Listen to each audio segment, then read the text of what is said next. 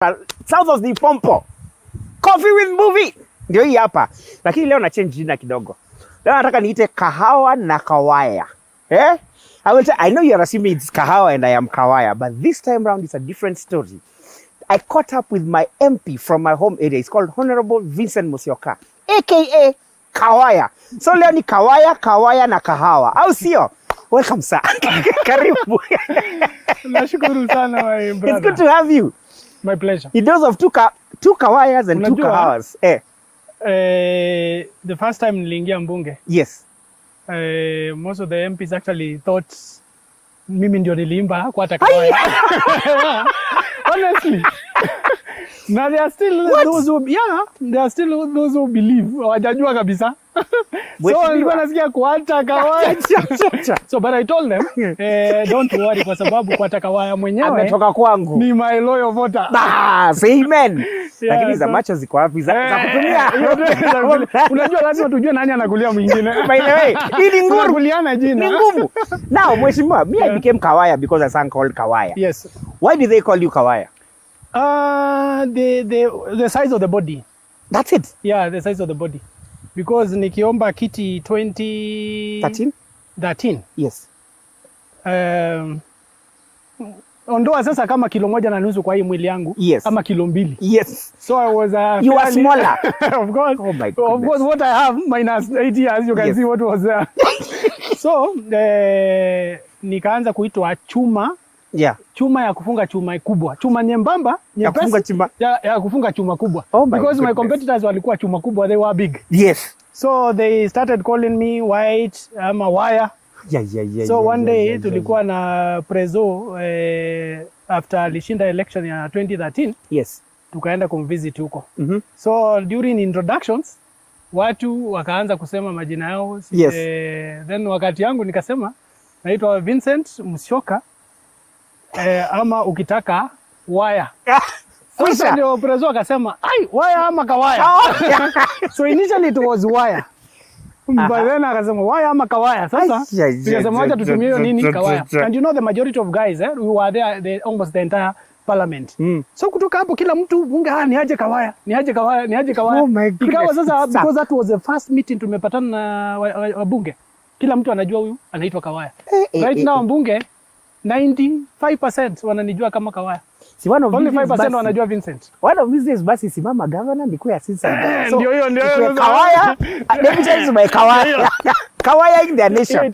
There's a statement I heard somewhere. Yes. Tell me whether you recognize. I'll switch the language kidogo for purposes of the whole audience. His bum is too small to fit into the parliamentary seats. Who said that? Why was it said and to who? Sasa hiyo ni kweli. Kuna one of my competitors. Yes. Tukishindana na yeye 2013. Yes. You know the story was my body is so small. I need to go and eat before. Yes. You can get here. Yeah. And truly so nilikuwa kama mtu kadogo sana. Yeah, so this guy once told me niende nitafute bat before utoshea kwa kiti. Ile niko naye hezi toshea viti za bunge. So you told me not about the bum, it's about the brains. Yeah.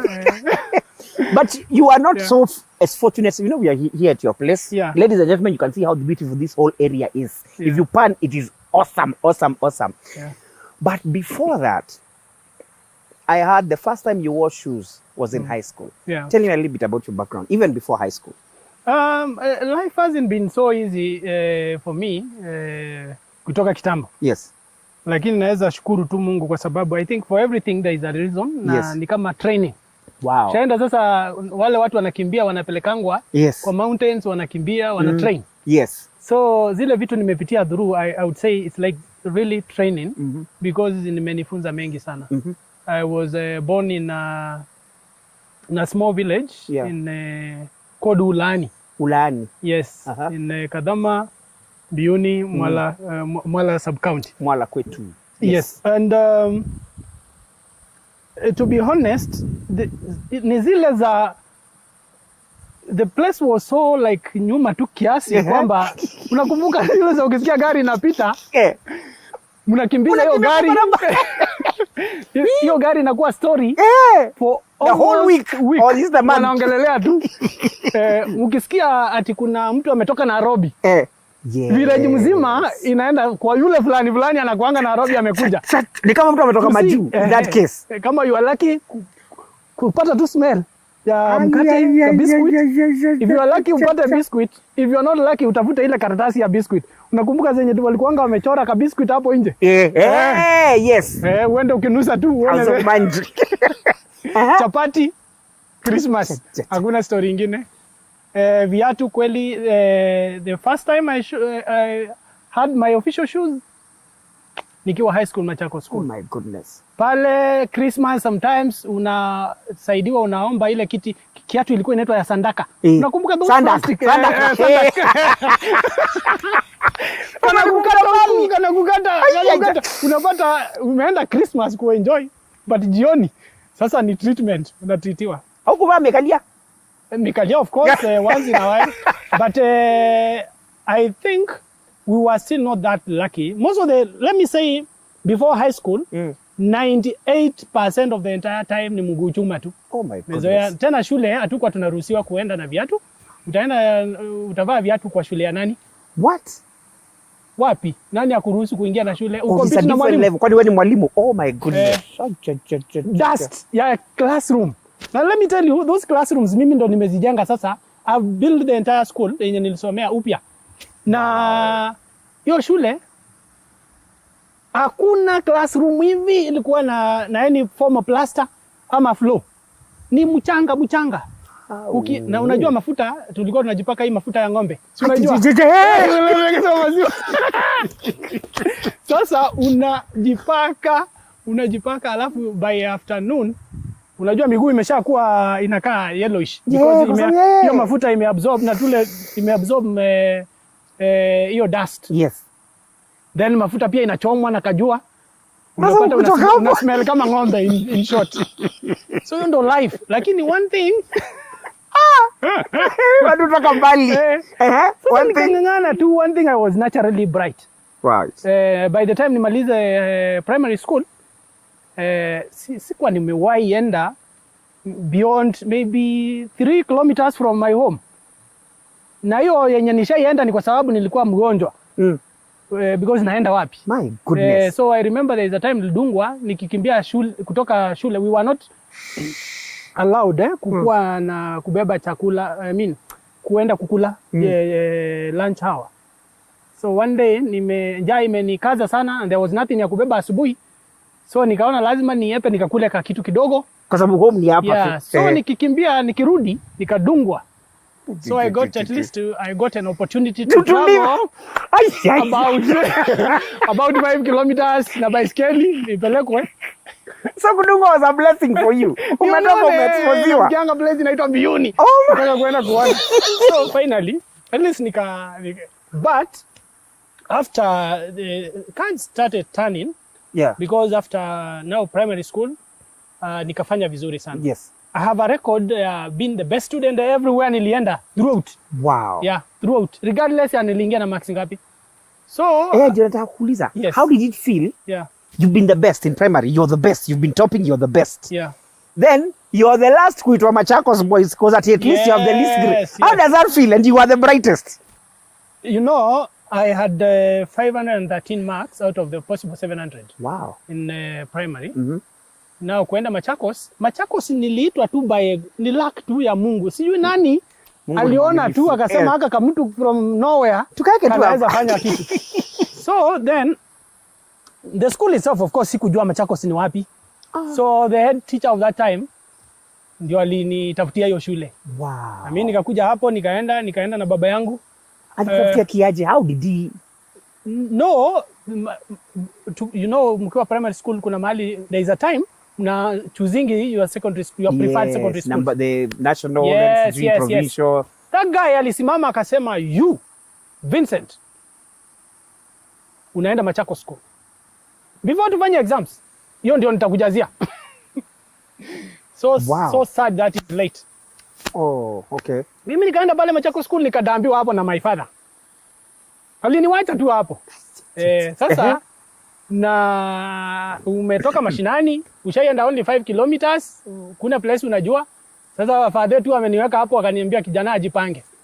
Within 2 weeks strike ndo hiyo. Kulikuanga na strike. Watu wanakimbizana huku, ndo huyo mimi sasa nianza I don't know anywhere. You don't know anyone or anywhere. Uko hata ujui Machakos. Unajua tu hiyo wall ya shule. Yeah. Sasa nikatafuta magari za kwetu kwenda home zinakuanga wapi. Nikabahatika sasa nikaenda home. Kakaa tena sasa tukarudi. Then there's one thing ilifanyika. Wakati I was being admitted to Machakos school. Ilinifanya nikasema whatever the case, mimi nitangangana. Wow. I remember, I will never forget that teacher. The teacher was admitting me. Alinipatia list ya kuselect.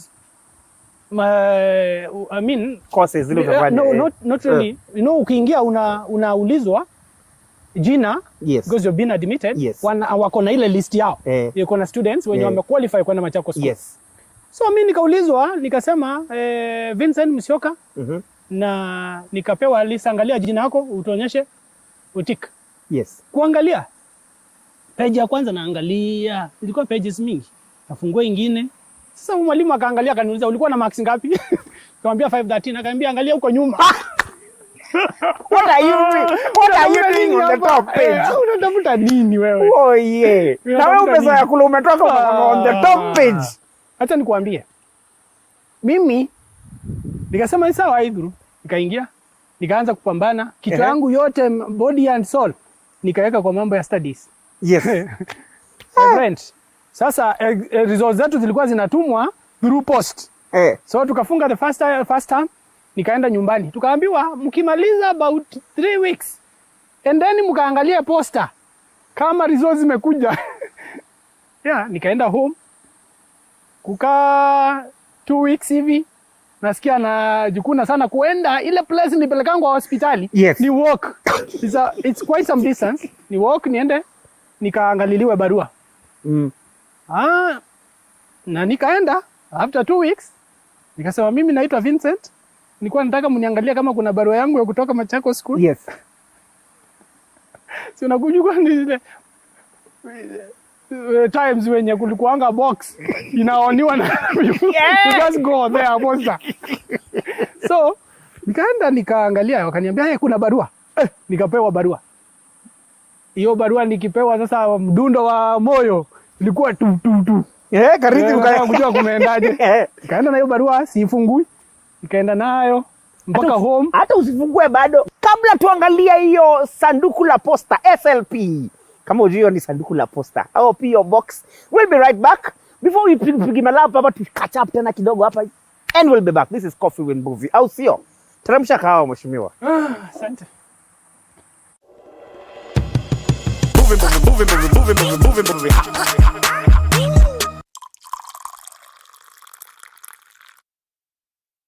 You are watching TV 47.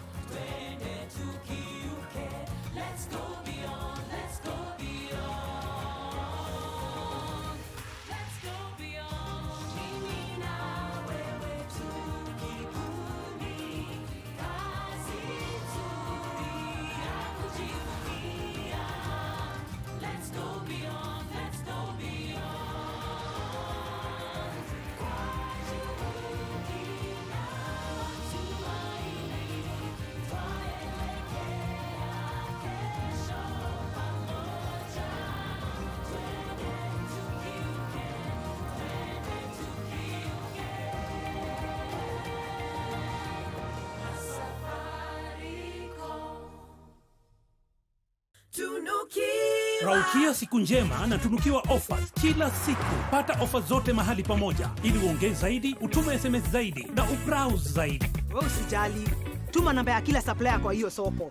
Ndio vile nitaongea na kila mmoja wao. Very good. Piga *444# utunukiwe Credo double. Raukia siku njema na tunukiwa offers kila siku.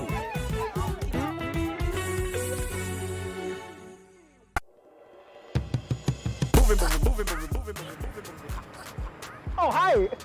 It's not what you're thinking. It's a cup of coffee.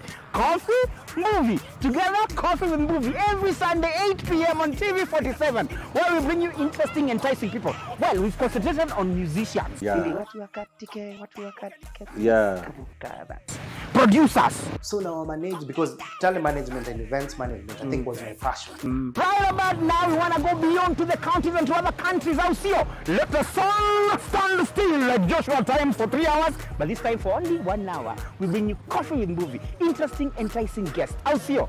Tunaweza anza tuna Mombasa, Kisumu, Nakuru, twende Uganda, Magufuli Land, TZ. You never know. It is Coffee with Mbuvi. Jua unaweza enda sasa. Okay. Hey.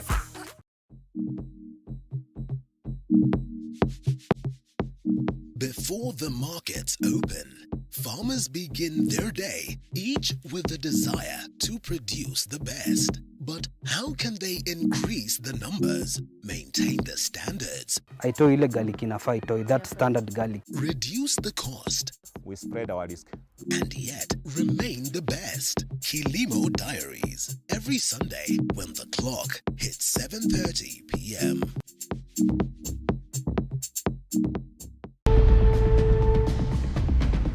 The story continues to unfold.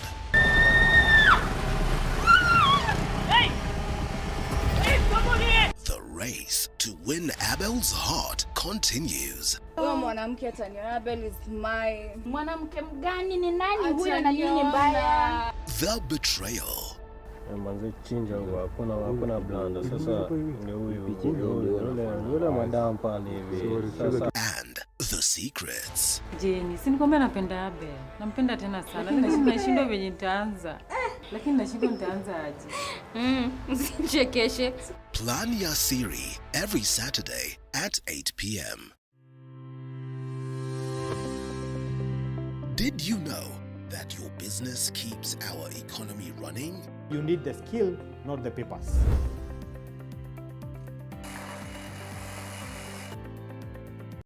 Home of Untold Stories.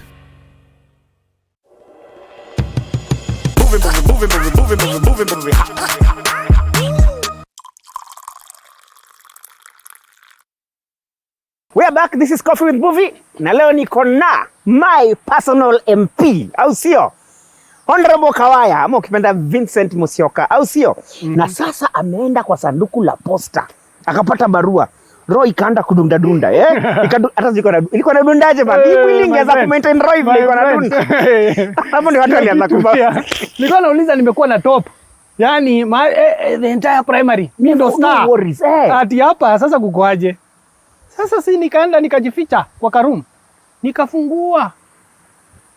The first thing to kuona, I will never forget, 1 out of 115. Yes. Mbwekse. Ndio hiyo. What? Sasa Machakos School. Where you entered with the least results. Least, yeah. This time you're the greatest. The first time. So sasa I couldn't wait to break the news. Yes. Hey, father ndo huyo. Hey, sasa nika small celebration. Madhe, sasa father naye alikuwa mtu ngumu. My late father was ngumu pesa. Akaninunulia chai na mandazi moja. Uongo. Aki. Chai na ya mule demwe. Ndio mule. Chai mandazi moja. Naye sasa hiyo kutoka kwa fadhangu. Amefika. Kwa hivyo hata ulijua. Symbolic. Kununuliwa kitu na fadhe. Na sio dawa. You only tell me primary school you are number one. Nobody bothered. Hii lakini nini? Sasa ile ilikuwa na zawadi. Nisi mnajuanga na zile education days juzi napandishwa. Yes, vitabu sasa madhe alikuwa ni chap kidogo akanitafutia kakuku hivi. Wow. Kafanywa ka celebration. Sasa unajua nao sitaki ku disappoint. From there. Throughout Machakos throughout. Enda ukaangalia ukifika Machakos Hall of Fame jina iko hapo. Nikachapa tops mpaka the last exam.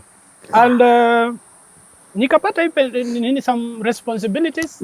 Nikiwa Mark B, I was the school captain. Yes. And I would say actually kama kuna vitu nimesoma ni Machakos School. Kwa sababu Machakos School imeniunda sana. Imeni expose. Na Machakos School it was a trying moment for me. Yes. Because by the second year, Form 2, I was already the library captain. Form 2? Yes. Kwani ulikuwa msomi aje? Library captain at Form 2? Na the idea, which is Form 3, nikakuwa the school president. Now the school president in Machakos School ni mtu tofauti. Si shule ingine. Nilipewa school captain ama president. Machakos School anakuanga na self-contained house. Iko na bedroom 2, iko na sitting, iko na bedroom 2. Yeah. What are you doing with 2 bedrooms in high school? Laundry na iko na wewe ndo unaweka tenje ya shule mpaka ile siku utakuwa na bull dance. What is a bull dance? Sini ku dance ya wanaume peke yao because in the boys school. Lazima atoe. Mnatoa ni reggae kidogo. Oh my god. So radio kulikuwa na radio ilikuwa imenunuliwa na shule only for bull dance, ambayo ilikuwa bull dance ilikuwa una skip one Friday mnaekewa dance jioni. Maybe for like 4 hours mtoe stress. So hiyo radio ikitoka hapo hizo wiki 2 mimi ndo naeka kwa ile self contained. Ilikuwa na form 1 ya kuniletea mkate. Asubuhi ya kuniletea food. Hii mambo ya kuingia kwa politics ilianzia hapo. Sasa ngoja. Wacha sasa na hapo ndio sasa behave.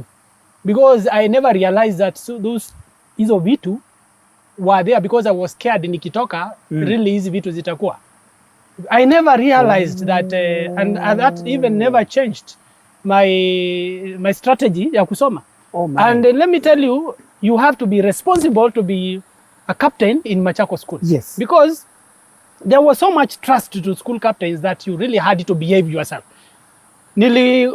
Captain kwa any trip inaenda nje. Ulikuwa allowed kuenda kwa any trip. Whichever you choose. Ama you choose somebody to go on your behalf. Sasa hii nini zote ningeenda. Lakini mimi sikuwa na hiyo. I didn't have that time. I didn't have the urge. Haizi kuchanganya hizo vitu. Only focus. Kabisa. And that's why nilimanage kuwa still the best student Machakos School. But interestingly, by the time nimemaliza Machakos School, nimepata niko best student, but sina hiyo kompe sana. Environment yangu naona tu niko tu the best. Nilimanage only to get A-. Na kuenda ati A- ni only. Sasa ende na akue. Utafanya nifanye zoe kweke kamba. You know why I'm saying only? Ni kwa sababu niliitwa by luck ndio niliitwa University of Nairobi. Niliitwa the last student again sasa kwa university. Yes, kufanya electrical and information engineering. Who does that with A- when stare guys? Walikuwa na A constant. Ile kitu ilinisaidia ni my cluster subject. I was very strong in sciences. Science zote ilikuwa A. Maths, physics, chemistry, biology zote zilikuwa A. Sasa strong A. Sasa vitu ilikuwa inaniharibia ni hizi sijui Kiswahili, sijui nini, sijui Kizungu, sijui nini, history nini. Unajua kuna aina mbili za A. Kuna aina mbili. Kuna A ya Kizungu. Yes. Si ndio? A. Yes. Akati. Yes. Na kuna my God is good. Sasa hiyo ni A. Lakini yako ni hii.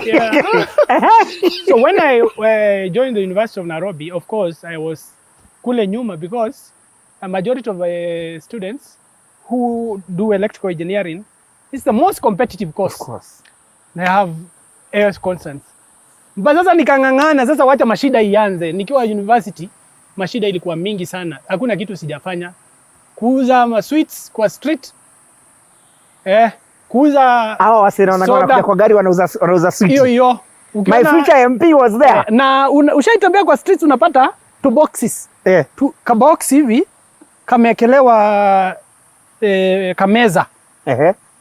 Unapata mtu amebeba kama stool na ametengeneza kameza kadogo kanaekelewa juu kamejaa masweet. Biscuit hapa.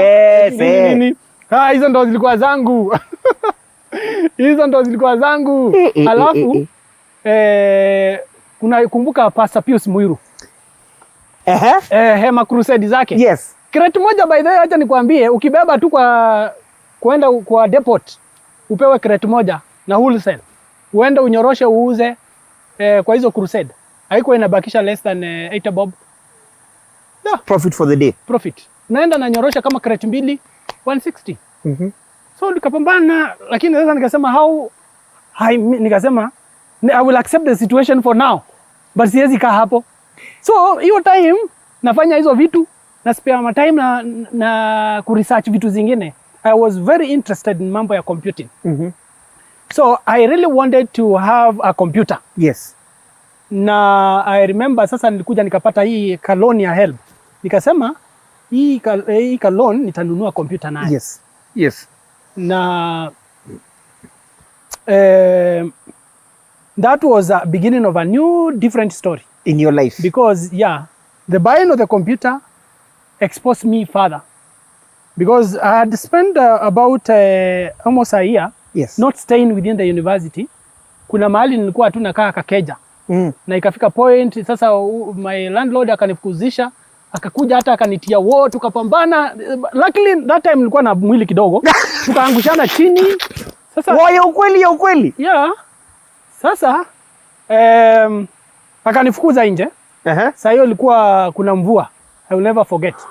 Nikatoka nje, nikaenda nikafikiria, and I was just telling me I just don't have money. Nitafanya nini? Na wangu unipatie tu muda nitafute. So what happened is nikangojea wakalala.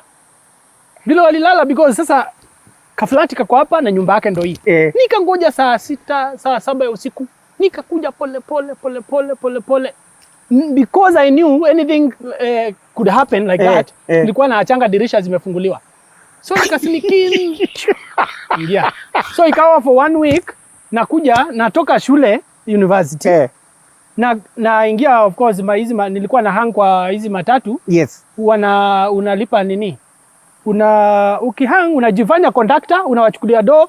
Hiyo time before michuki a lesson watu wakaitini wote. So una survive. So naenda sometimes na delay kwa library ndio masaa ifike. Lakini na make sure nafika usiku kama saa 5 saa 6 ndio wamelala ndio nisindikin. Yeah, by that time ndio nikapambana na university nipatie room pale. So because I was entitled to a room. So finally within a week wakaniprocessia, wakanipatia room. Yes. Sasa hiyo room luckily now with the HELB loan nikakuja nikanunua computer. Mahali nilienda kununua computer. Yes. Nilienda sasa kila duka yote. Nikakuja kupatana na jamaa mmoja alikuwa anauza parts za computer. Nikamwambia I need to buy the parts. Nikajishikanishia. Ujiassemblie. Because the guy used to assemble. Mimi nataka nijiassemblie ni feel vile mna feeling.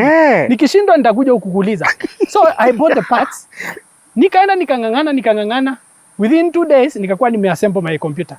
Sasa ile karumu nimepewa university. Nikai-convert ikuwe ka shop. Nikaandika posters. Nikaandika we assemble computers. We assemble computers. Now targeting the rich students at the university. Na walikuja. My friend, wacha nikuambia sasa mimi sio ule kawaya wa mashida. Mwaka ingine. Nilikuwa before wiki kwishe tu computer kama 2 hivi. Watu niambia nataka uniassemblie na wapatia added benefits. If you get a computer assembled in our place, we'll give you mpaka hata music, 10,000 tracks of music. Kawaya zangu. Ladies and gentlemen, kawaya zangu. Piracy sasa. You had to survive. Sasa nikapata customers wengi sana. Yes. Mpaka saa nyingine niko na classes na hapa kidogo na nimepata biashara. Nakuja na assemble haraka, narudi class.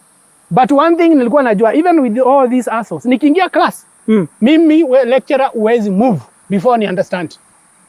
Yani it's like the class ilikuwa ni mimi nafunzwa. Ni wewe na lecturer. Nikiingia hapo, siwezi move. Na I was a litmus test ya kama watu wameelewa. Because kama sijaelewa, sitamkubalisha tuende next. So mimi nikanganga. Sasa ukimwaka litmus na wewe ndio top student. Wale wengine wataelewa siku gani? Sasa but at least nielewe, tuaje tukistruggle kuna mtu ameelewa. At least ameelewa lakini tuaje sote kama hatujaelewa. Unanielewa? That's very smart. Yeah, so within a short period of time nikaanza kutumia sasa ile kompyuta yangu to venture into now programming. Yes. There is a lecturer alikujanga, I was a Nigerian. Alikuja kutufunza mambo ya computer programming. So, akatupatia simple arithmetic, tuandike program to solve the arithmetic. Yes. It was so simple to get a square root of a number. So, a program ukiweka 4 inakutolea output 2. So, nikamuuliza, what if the number is negative? Akaniambia, oh, you know, if it is negative, it can't work. Nikamwambia, it can work. Because anything that has a solution, if I know the solution of -4, square root of -4 is -2, is I hope so. like j, yeah, we put instead of the minus, we put a j, it's an imaginary number, a j or I, 2, so then it has to work. So do you know, I went to write the program, nikuja nimuonyeshe it can work. Na kutoka hapo sasa, since nimeona nimeng'ara, nikasema I am going to be a champion of programming. Nikang'ang'ana, I started microcontroller programming. The first guy kuingia tu uilete programming gadgets, an empty processor yenye haina kitu, ujiandikia program bila una computer ukifinya button unaanza kuboot. Inaanza Windows nini. Nilikuwa nataka ukifinya hivi inasema Kawaya vitu zake hapo. You understand me? Ladies and gentlemen, you will discover he discovered how to do this programming mpaka it works. We are going to go around and you're going to see all these things that ataeleza vitu kadhaa, how he entered there. Aliingia siasa kiaje. We'll be back. This is Coffee with Mbuvi.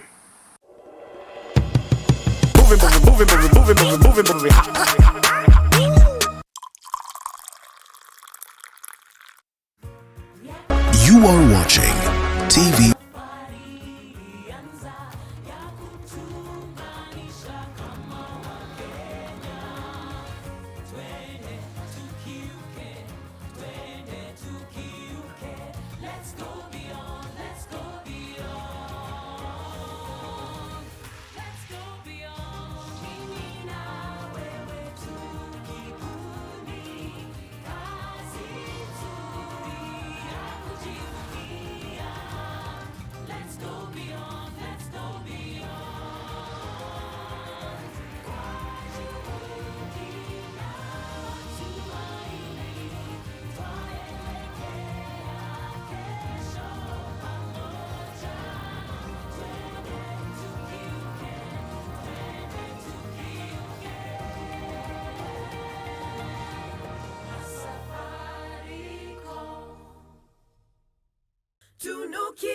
Raukia siku njema na tunukiwa offers kila siku. Pata offers zote mahali pamoja ili uongee zaidi, utume SMS zaidi na ubrowse zaidi. Wewe usijali. Tuma namba ya kila supplier kwa hiyo soko. Nitajua vile nitaongea na kila mmoja wao. Very good. Piga *444 hash utunukiwe Credo double.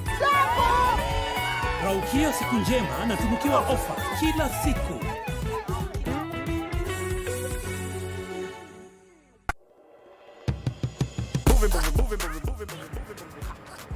Oh, hi. It's not what you're thinking. It's a cup of coffee. Coffee, movie. Together, Coffee with Mbuvi. Every Sunday, 8 p.m. on TV 47, where we bring you interesting, enticing people. Well, we've concentrated on musicians. Yeah. Producers. So now I manage, because telemanagement and events management, I think was my passion. Right about now, we want to go beyond to the counties and to other countries. Out here, let the sun stand still like Joshua time for 3 hours, but this time for only 1 hour. We bring you Coffee with Mbuvi. Interesting, enticing guests. Out here, tunaweza anza tuna Mombasa, Kisumu, Nakuru, twende Uganda, Magufuli Land, TZ, you never know. It is Coffee with Mbuvi. Jua unaweza enda sasa. Okay.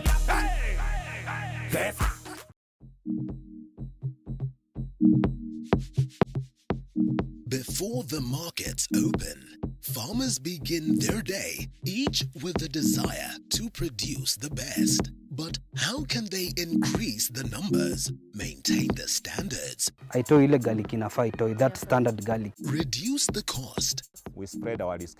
and yet remain the best? Kilimo Diaries, every Sunday when the clock hits 7:30 p.m.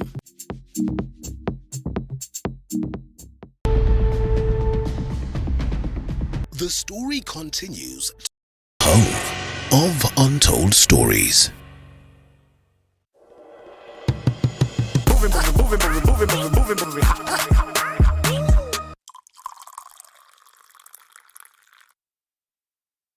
are back on Coffee with Mbuvi. My name is Mbuvi Kawaya for this case, and I'm with my fellow Kawaya, my mjumbe, Honorable Vincent Musyoka.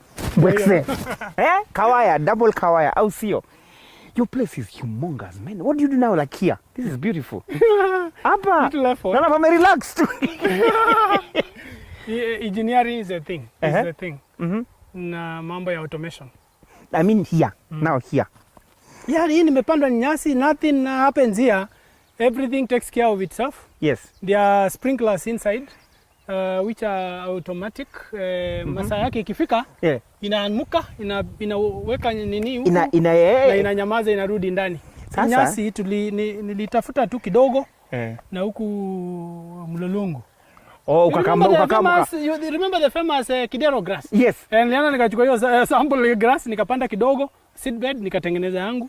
Na nika extend huku kote. Mbona Kidero grass ilikataa town hapa naona inawaka? Ni kutekea tu kidogo, and most of the time don't plant grass to water manually. Just let engineering do the work. Sasa acha nikuambie. Sasa kuna mahali nilikuwa jana nikasema nitaomba, nitaota, alafu nitaoa.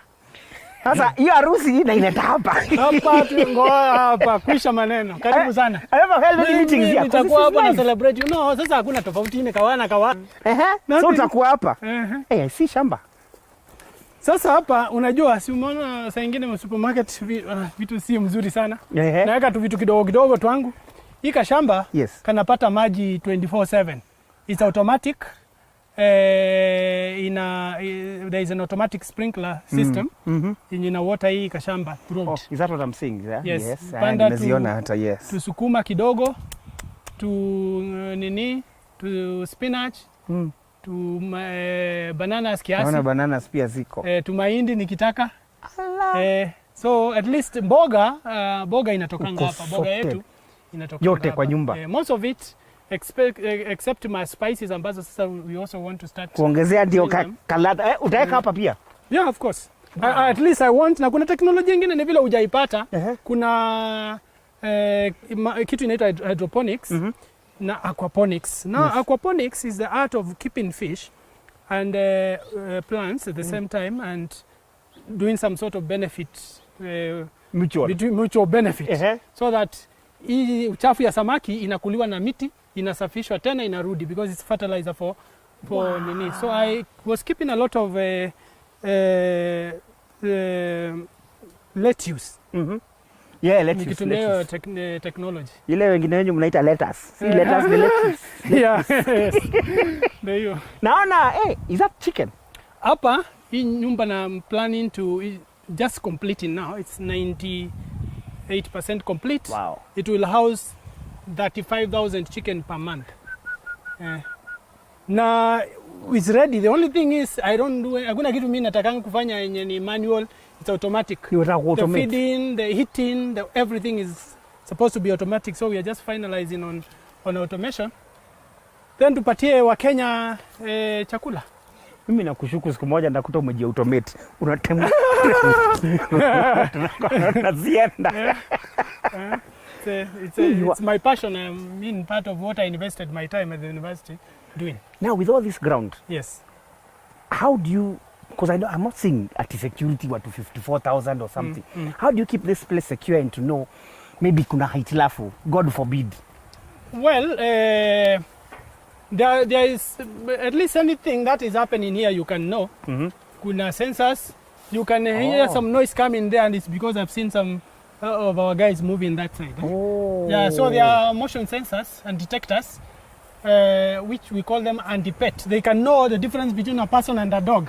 What? So that it will not, because dogs, of course, sometimes you want to get false signals.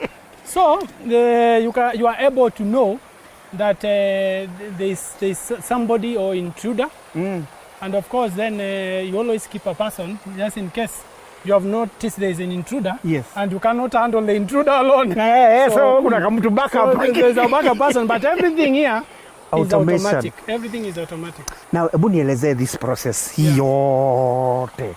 Now, yes. I decided to do a bit of fish farming because it's beautiful to do fish. Seeing flowing water in your compound is good. Yes. But now having flowing water and an expense for nothing, it doesn't add value. So here I have ponds with a lot of fish and mostly keeping tilapia. The other ponds with catfish. But the requirements for tilapia ziko juu kidogo, inataka oxygen mzuri na inataka maji safi. So hapa nimeweka tilapia na hizi vitu unaona hapa ni za kuongeza oxygen. Ikizunguka inachapa maji, inatengeneza bubbles, maji inapata oxygen. So for fish to survive unataka oxygen na unataka biological filtration. Ndio ile uchafu iko kwa maji ikirudi tena iko clean. You will need to put chambers za filtration. If you look at hiyo maji ambayo inazunguka pale, ni hiyo ambayo maji inatoka kwa hii pond inaingia kwa certain chambers na inatoka tena hapa. The idea is that by the time inatoka hapa na ipita kwa hizi vitu unaona za black. Hizo ni filters. Kuna bacteria ziko hapo zinakula ile kitu ambayo itakikani na fish. Nazo zina survivingi na hiyo. And the whole of this thing is automated. It's completely automated. I saw when we came, it was very funny. I asked you, how do you feed? Niko nataka niona hizo tilapia zikikula. So nikaona umechukua simu, nikaja unapiga simu mtu akuje. So mimi nikaangalia juu, I'm waiting for Awaka. I'm seeing food. Sasa how do you do that?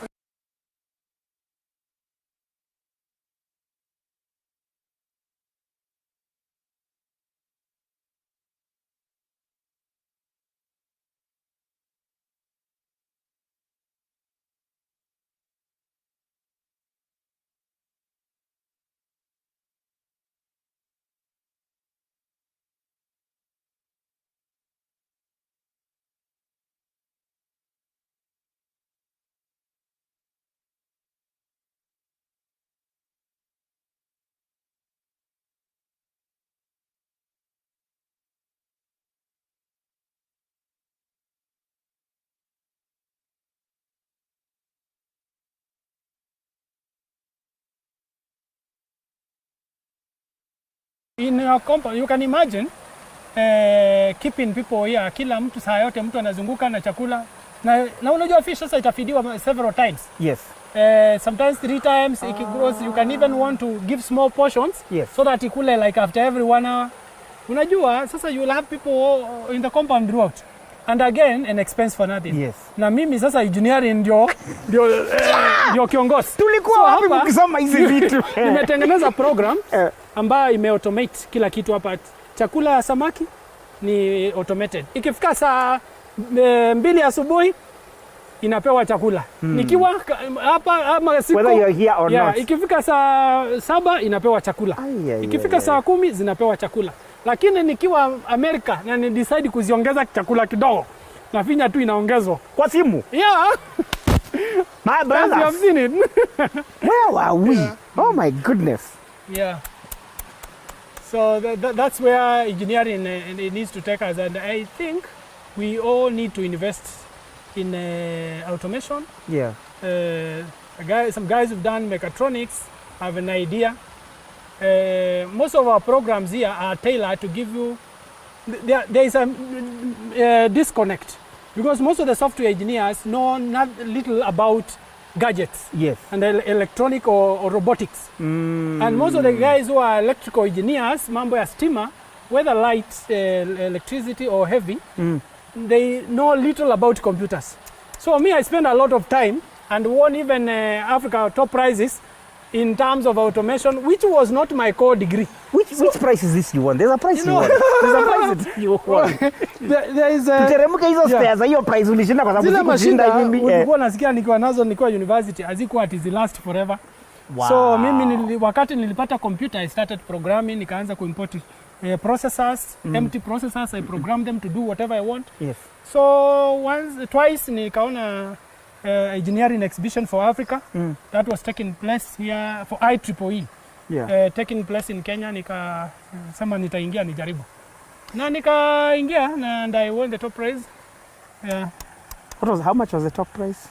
No, I was given I was still a student. I was Yes. given a laptop which was very good laptop worth 250,000. Wow. Nikapewa mavitu zingine hapo.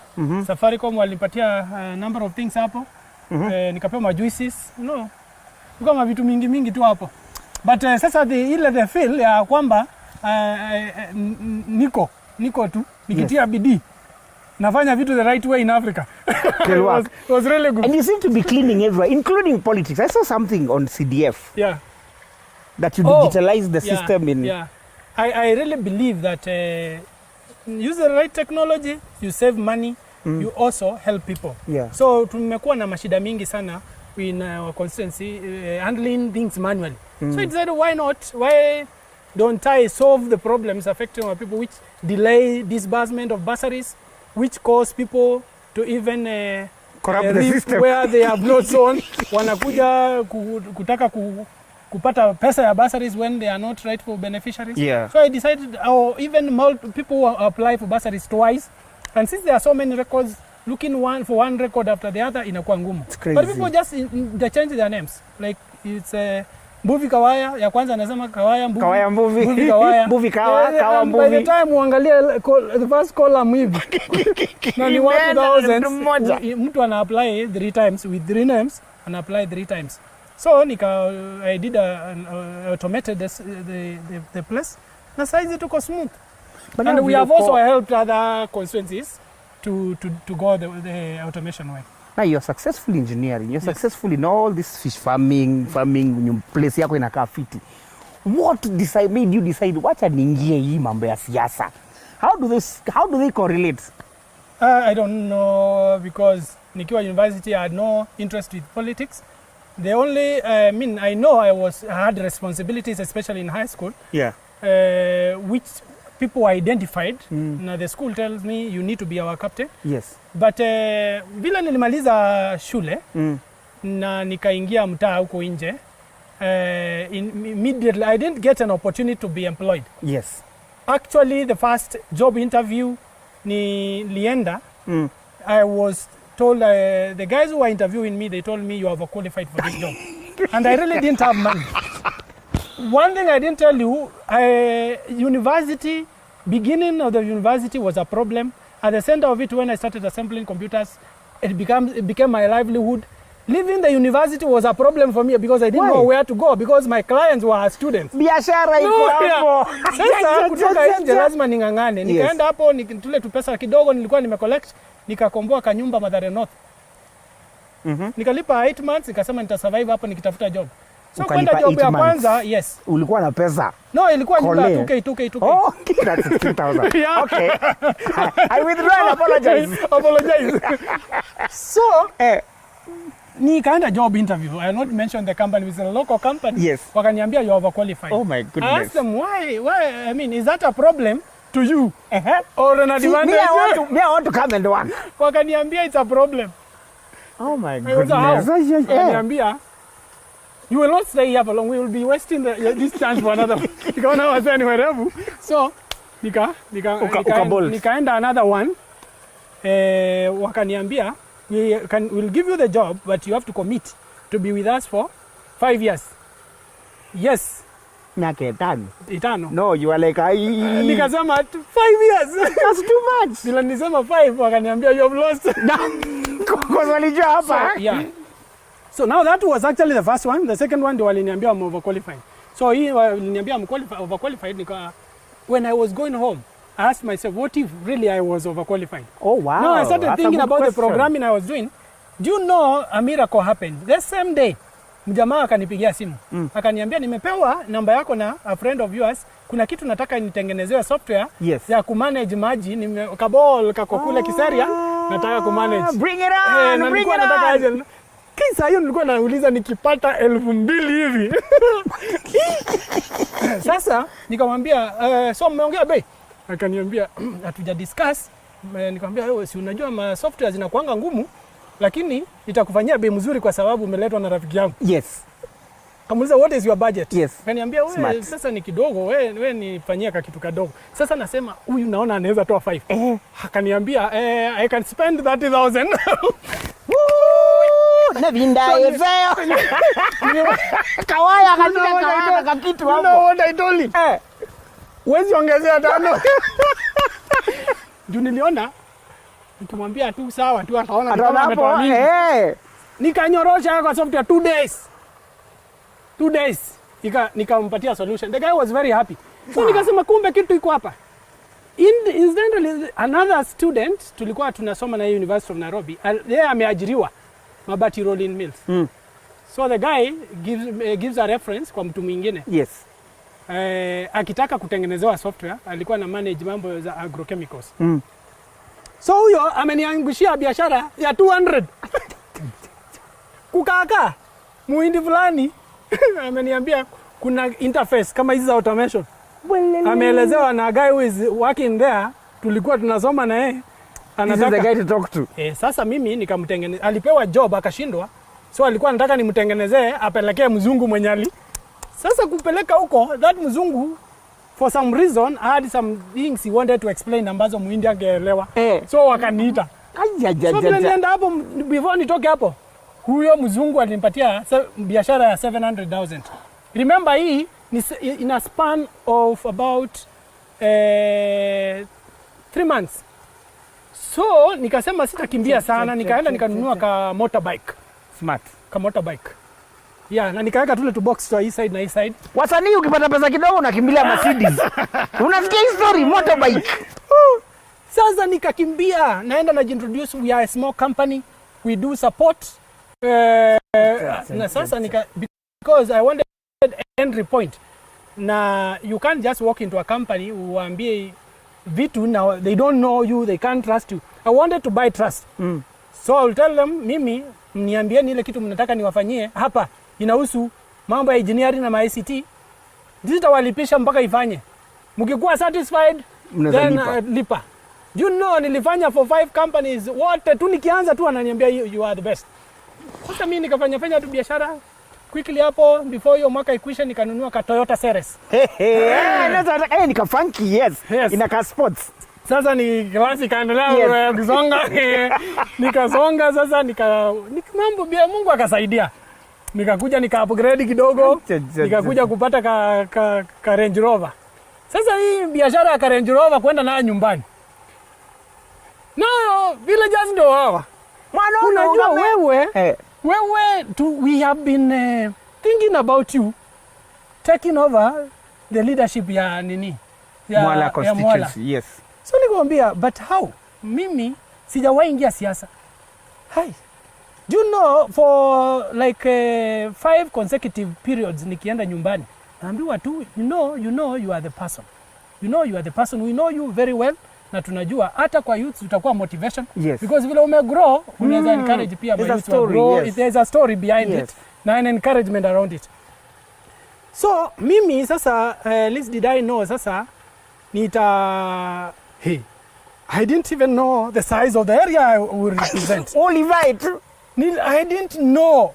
In fact, nilikuwa nafikiria constituency is what now today is a location or even a sub location.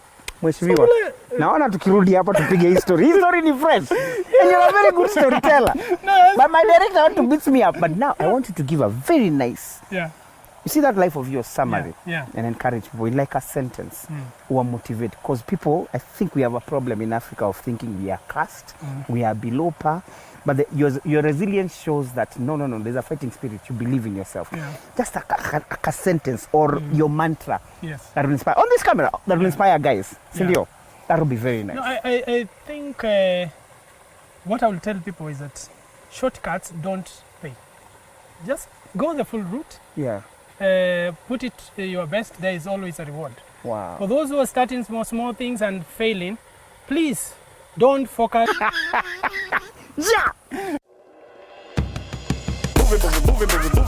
Moving.